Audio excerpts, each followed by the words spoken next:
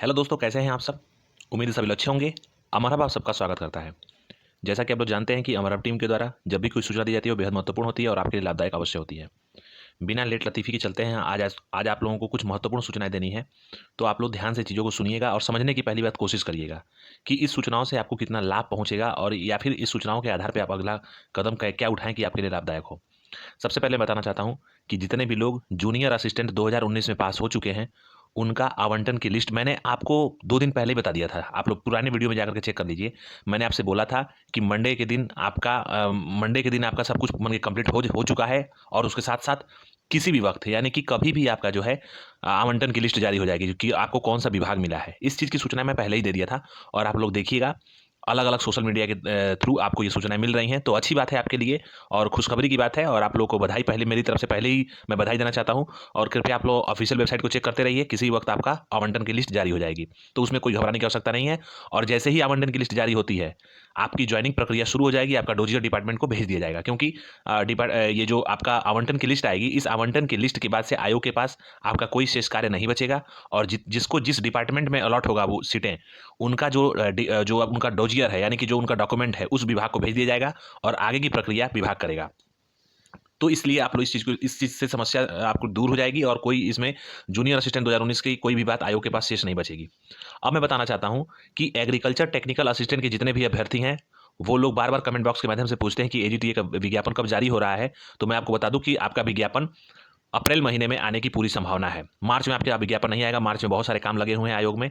अप्रैल महीने में संभवतः आपका विज्ञापन जारी हो जाएगा। हाँ, ये चीज़ पता चली है आयोग से कि आपका विज्ञापन सबसे पहले आने जा रहा है। इसमें करीब-करीब 3500 के आसपास पोस्ट होगी और इसमें कुछ सीटें जो है सब लोग अप्लाई कर सकते हैं, यानी कि जो पुराने केस में इन्वॉल्व हैं, केवल उन्हीं लोगों के लिए अलाउ किया जाएगा और बाकी जितनी सीटें होंगी, उनमें केवल पीईटी के अभ्यर्थी अलाउ होंगे। और मैं एक चीज़ आपको बता दूँ आज ही, आप लोग इस चीज़ को गाँठ बाँध के रख लीजिए कि आप लोगों में से बहुत लोग पूछते हैं कि कट ऑफ कितनी जाएगी, तो मैं बता दूं आप लोगों को कि मुख्य परीक्षा के लिए अगर आपने पीटी 2022 दिया है, तो मुख्य परीक्षा के लिए बिल्कुल आपको कॉल आएगी। कट ऑफ की कोई बात ही नहीं है। आपको सबको कॉल आएगी पहले ही मैं बता दूं आप लोगों को। तो मुख्य परीक्षा की कट ऑफ के बारे में, पीटी के कट ऑफ के बारे में बिल्कुल चर्चा नहीं होगी यहाँ पे, केवल और केवल मुख्य परीक्षा के बारे में बात होगी और उसके सिलेबस के बारे में बात होगी। आपका सिलेबस मैंने बहुत पहले ही बताया था आपको, जब 2021 में आपका विज्ञापन जारी होने वाला था, तभी मैंने बताया था कि एग्रीकल्चर के कुछ वेटेज इसमें ज़्यादा होंगे और निश्चित तौर पर देखिएगा, हो सकता है कि या तो एग्रीकल्चर के वेटेज इसमें बढ़ाए जाएँ या फिर केवल और केवल एग्रीकल्चर ही पूरे मुख्य परीक्षा में डाल दिया जाए। सारे सिलेबस को चेंज करके केवल एग्रीकल्चर ही दे दिया जाए। तो इस पे अभी संभावनाएँ क्या बन रही हैं, क्या नहीं बन रही हैं, वो तो जब आयोग में इस पे मीटिंग होगी और डिसाइड होगा तभी पता चल पाएगा। लेकिन फिलहाल ये बात सत्य है कि या तो आपका वेटेज बढ़ेगा और नहीं तो आपका पूरा ये आपका सिलेबस ही चेंज करके और केवल एग्रीकल्चर डाल दिया जाएगा उसमें।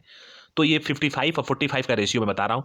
45 में आपका डिटेल बढ़ाई जाएगी, यानी कि आपकी जो एग्रीकल्चर की सब्जेक्ट है, इसको इंट्रोड्यूस किया जाएगा ज़्यादा से ज़्यादा आपके सिलेबस में और 55% चांसेस है कि आपका केवल एग्रीकल्चर का मतलब पूछे, एग्रीकल्चर केवल उसमें आपके सिलेबस में हो। तो मैं समय रहते ही आपको बता दूँगा सिलेबस के बारे में, बिल्कुल आप लोग परेशान मत होइए। अगर देखिए एक चीज़ बताऊँ मैं आपसे, मैं आपके शुभचिंतक बन के मैं बात करना चाहता हूँ कि अगर आप इस चैनल से और हमारे से जुड़े हुए हैं, तो मैं आपको समय रहते ही आपको सारी सूचनाएँ दे दूँगा।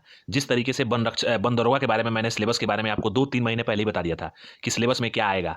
अगर किसी ने उस चीज़ पे विश्वास करके और पढ़ाई की होगी वन दरोगा की, तो निश्चित तौर पे आज उसका पूरा सिलेबस कंप्लीट होगा।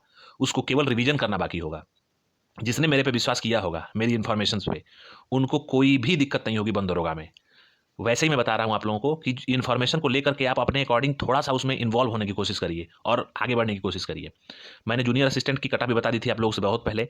देखिए, मैंने अब बात करते हैं असिस्टेंट स्टैटिस्टिकल ऑफिसर की बात। तो असिस्टेंट स्टैटिस्टिकल ऑफिसर की मैंने कट ऑफ जब पेपर आप लोग दिए थे, तो उसके जब आपका आंसर की रिलीज़ कर दी गई थी, प्रिलिमिनरी आंसर की, तो मैंने आपको कट ऑफ बता दिया था। 41 के आस-पास मैंने बोला था कि जनरल की कट ऑफ 41 के आस-पास जाएगी और इस चीज़ को आप लोग जाकर के वीडियोज़ में चेक कर सकते हैं। लेकिन जब आपका फाइनल आंसर की आया, तो उसमें 4 से 5 क्वेश्चन पे सबको इंक्रीज़ कर दिया गया, यानी कि फुल मार्क्स दे दिया गया।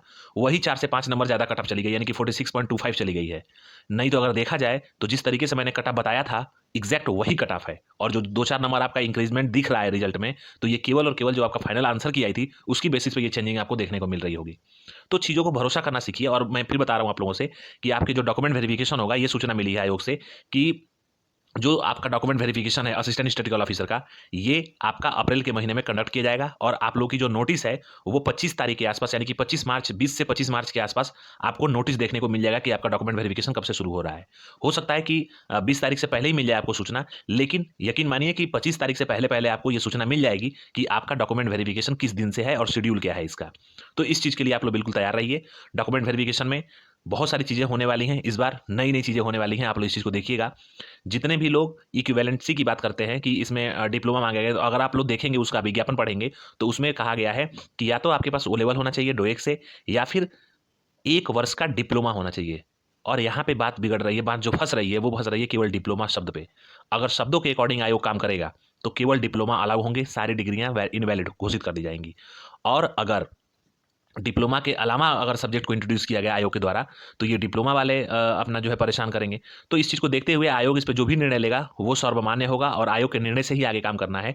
लेकिन फिलहाल मैं बता दूं आप लोगों को कि ओ लेवल और पीजीडीसीए ये दोनों जो सब्जेक्ट हैं ये तो 100% अलाउ हैं फिलहाल के लिए। लेकिन अदर जो डिग्रियाँ हैं, जैसे चाहे एडीसीए हुआ, यूडीसीए हुआ, या फिर आपका बीटेक सीएस हुआ, या फिर आपका बीएससी सीएस हुआ, या फिर आपका डिप्लोमा, खैर डिप्लोमा तो 3 वर्ष का भी मान्य होगा क्योंकि डिप्लोमा का शब्द का तो नाम लिया ही गया है। तो अगर आपने कोई पॉलिटेक्निक से किया है तो आपका मान्य होगा, उसमें कोई घबराने की आवश्यकता नहीं है। लेकिन जो डिग्री का मैटर है, ये डिग्री का मैटर इसमें फंसेगा। कुछ लोग इसमें एमबीए के भी अभ्यर्थी हैं।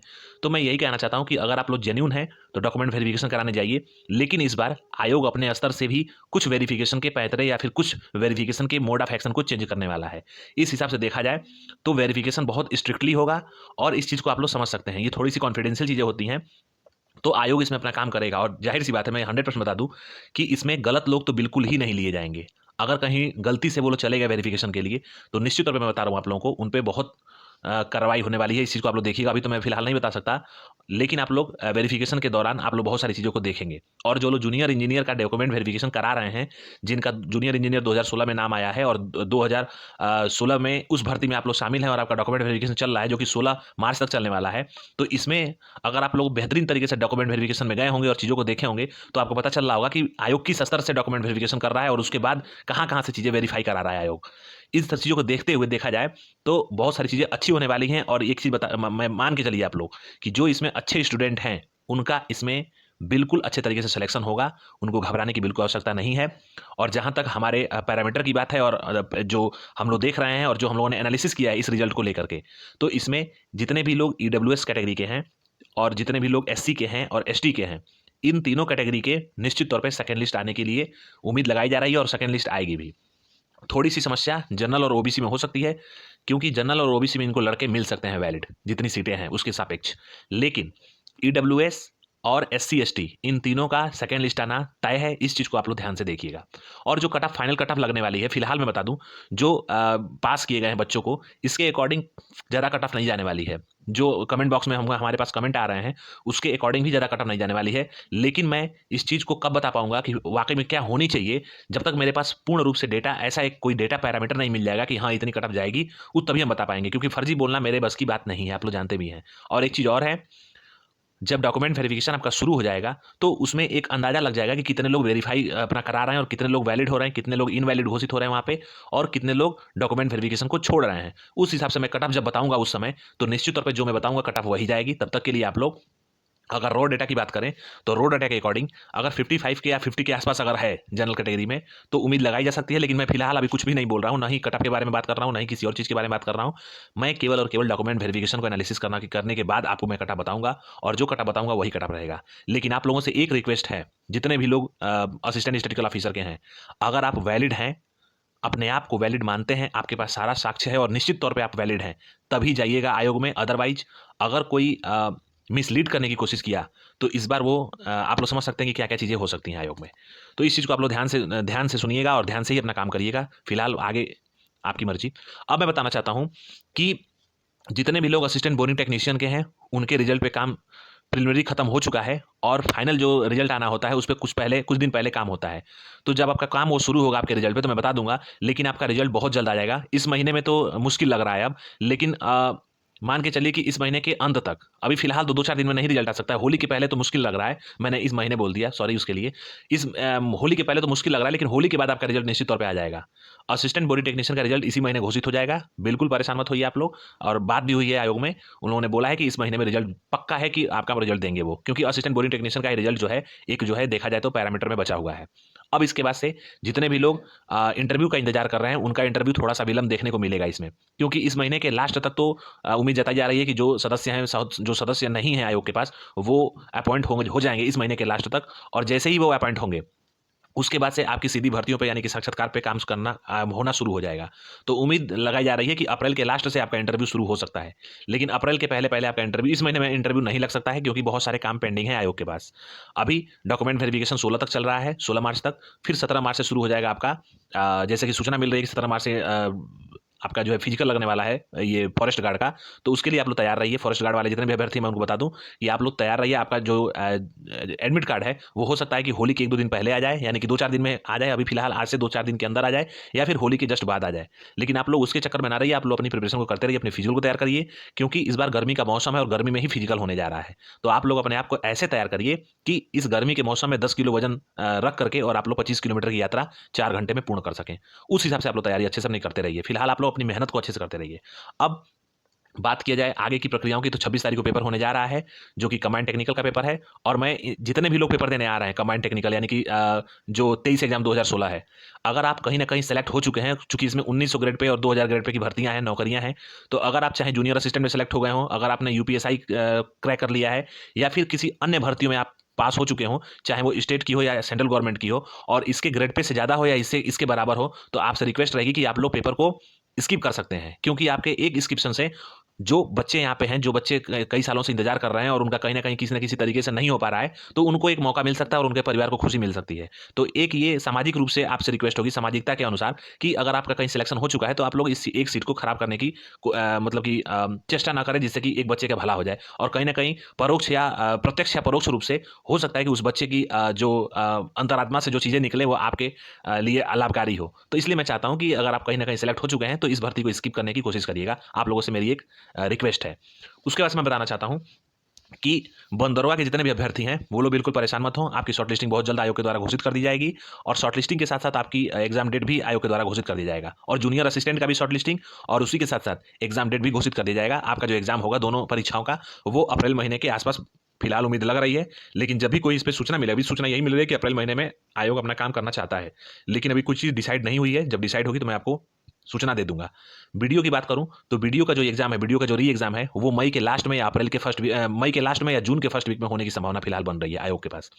अब इस पे आप लोग बजट की बात बिल्कुल ना करिए, क्योंकि आयोग का काम है, वो सारी चीजें आयोग का काम है। आप लोग केवल अपनी प्रिपरेशन को करते रहिए। आयोग आपका पेपर जो है मई, मान के चलिए कि मई लास्ट में आपका पेपर होगा, उस हिसाब से अपनी तैयारी को अच्छे से करते रहिए आप लोग। मुख्य सभी के जितने भी अभ्यर्थी हैं, वो लोग अप्रैल के लास्ट में मान करके अपनी तैयारी को करते रहिए आप लोग। आपका भी पेपर बहुत जल्द होगा। इन्हीं सारी इन्फॉर्मेशन को जो आयोग के द्वारा मुझे मिली, तो मैं आपको देना चाहता था। और एक चीज़ और बता दूं आप लोगों को, कि आप लोग अगर आप सीधी भर्तियों में इंटरव्यू के इंतजार कर रहे हैं, तो आप लोगों से मेरी रिक्वेस्ट रहेगी कि आप लोग तैयारी को भी करते रहिए, आगे की तैयारियों को। क्योंकि इंटरव्यू में हो सकता है कि थोड़ा सा समय लगे, और इसमें समय लगने की चांसेस ये लग रहे हैं कि कुछ पद ऐसे हैं जिनमें बच्चे इनको जो एक होने चाहिए मानक के रूप में, उसमें बच्चे नहीं मिले हैं। तो हो सकता है कि ये लोग दोबारा लिस्ट जारी करें कट ऑफ डाउन करके, और जब ये कट ऑफ डाउन करके लिस्ट जारी करेंगे, तो उनके डॉक्यूमेंट के वहाँ पे डॉक्यूमेंट जाएगा, फिर उनकी स्क्रूटनी होगी, उसके बाद से उनकी लिस्ट आएगी, फिर इंटरव्यू होगा। तो उसमें थोड़ा सा टाइम लग सकता है। इसी के साथ साथ मिल्क सुपरवाइजर की पोस्ट एक पद है इसमें, मिल्क सुपरवाइजर, और उसके साथ साथ एक्सरे टेक्नीशियन के भी कुछ पद हैं। तो इन लोगों, और आईटीआई अनुदेशक के भी कुछ पद हैं। तो इन लोगों के, बहुत लोगों के डॉक्यूमेंट अभी आयोग के द्वारा, बहुत सारे ऐसे पद हैं जिन पदों के डॉक्यूमेंट नहीं मांगे गए हैं, और नहीं कटा बताई गई कितना कटा गया है। तो उस पर काम चल रहा है, शॉर्टलिस्टिंग हो चुकी है, और बहुत जल्द आप लोगों को ये शॉर्टलिस्टिंग आयोग के ऑफिशियल वेबसाइट पर देखने को मिलेगा। अब आप लोग को उम्मीद करता हूं कि आप लोगों को सारी सूचना मिल गई होंगी। और लेखपाल के रिजल्ट पे मैं बता दूं आप लोगों को, सबसे ज्यादा परेशान आप लोग लेखपाल के रिजल्ट के लिए हैं। तो जितने भी लोग लेखपाल के रिजल्ट का वेट कर रहे हैं, मैं उनको बताऊं, कुछ अभी भी चीजें इसमें फंसी पड़ी हैं, जो कि शासन स्तर से तो क्लियर हो चुकी हैं, लेकिन ये कहीं ना कहीं अभी ये अनुशासनात्मक चीजें अभी फंसी हुई हैं। जैसे कि हाई कोर्ट में कुछ ऐसे रिट हैं जो कि क्वेश्चन को लेकर के हैं, और भी सारी चीजें इसमें हैं। तो इस हिसाब से हो सकता है कि इसमें थोड़ा सा टाइम लगे। अभी एग्जैक्ट ये नहीं कहा जा सकता है कि किस दिन इसका रिजल्ट आएगा, लेकिन हाँ ये चीज़ें हैं कि आयोग को जब हर तरफ से हरी झंडी मिल जाएगी तो आयोग इसके रिजल्ट को बिल्कुल बहुत तरीके से और सही तरीके से और जल्दी ही इसको रिजल्ट को देने की कोशिश करेगा। क्योंकि आयोग की इसमें एक बड़ी ख्याति होगी जब इसका रिजल्ट आएगा, तो क्योंकि 8,000 के आसपास लोग इसमें चयनित होंगे, तो जो नौकरियां आयोग देने में क्रम में 8,000 लोगों को नौकरी एक साथ देगा। तो इस हिसाब से देखा जाए तो आयोग इसमें अच्छा काम करने करने की कोशिश करेगा, लेकिन तभी कर पाएगा जब उसको हरी झंडी हर तरफ से मिल जाए। तो अभी कहीं ना कहीं 2-4 केस ऐसे हैं जो कि हाई कोर्ट में फंसे हुए हैं क्वेश्चन को लेकर के, तो वो भी क्लियर होने वाले हैं। जैसे ही क्लियर हो जाएंगे इसका रिजल्ट आयोग की तरफ से अच्छे तरीके से इसका रिजल्ट दे दिया जाएगा आपको, और उम्मीद है कि इसका जो रिजल्ट जो इसका कट ऑफ बनेगी वो उस कट ऑफ में आप पास हो जाएंगे। ऐसा इसकी कट ऑफ बहुत ज़्यादा हाई नहीं जाएगी, लेकिन एक चीज़ बताऊँ आप लोगों को कि जितने भी लोग यूपीएसआई में भर्ती हो चुके हैं या फिर किसी और भर्तियों में, जैसे कि जूनियर असिस्टेंट में हो चुके हैं भर्ती, वो भी सेम ग्रेड पे की भर्ती है, वो भी 2000 ग्रेड पे की है और ये भी 2000 ग्रेड पे की है। और भी कुछ वैसी भर्तियां हैं जिनमें लोग सेलेक्ट हो चुके हैं। तो अगर आप सेम ग्रेड पे या फिर इससे ज़्यादा ग्रेड पे सेलेक्ट हो चुके हैं तो कृपया आप लोग लेखपाल के डॉक्यूमेंट वेरिफिकेशन को भी स्किप करिएगा, जिससे कि ज़्यादा से ज़्यादा लोगों को मौका मिल सके और उनके परिवार को खुशी मिल सके। उम्मीद करता हूं कि आप लोगों को सारी सूचनाएं पता चल गई होंगी और आप लोगों को अच्छा लगा होगा। और जब भी कोई सूचना मिलेगी आयोग की तरफ से, मैं तत्काल वीडियो के माध्यम से मैं तत्काल आप तक पहुंचूंगा। और आप लोगों से एक रिक्वेस्ट करना चाहता हूं कि आप लोग डिस्क्रिप्शन बॉक्स में जा करके और आप लोग टेलीग्राम ग्रुप को जरूर ज्वाइन कर लीजिए, क्योंकि वीडियो बनाने में टाइम लगता है और जो भी इंफॉर्मेशन मिलती है विद इन सेकंड मैं उसमें शेयर कर देता हूं। तो आप लोग टेलीग्राम ग्रुप को ज्वाइन कर लीजिए, जिससे कि आप लोग को समय रहते सूचनाएं अच्छे तरीके से और ऑथेंटिक मिल सकेगी। इन्हीं अच्छी बातों के साथ उम्मीद करता हूं कि आप लोगों को पूरा वीडियो अच्छा लगा होगा। वीडियो को पूरा देखने के लिए बहुत बहुत धन्यवाद। जय हिंद दोस्तों।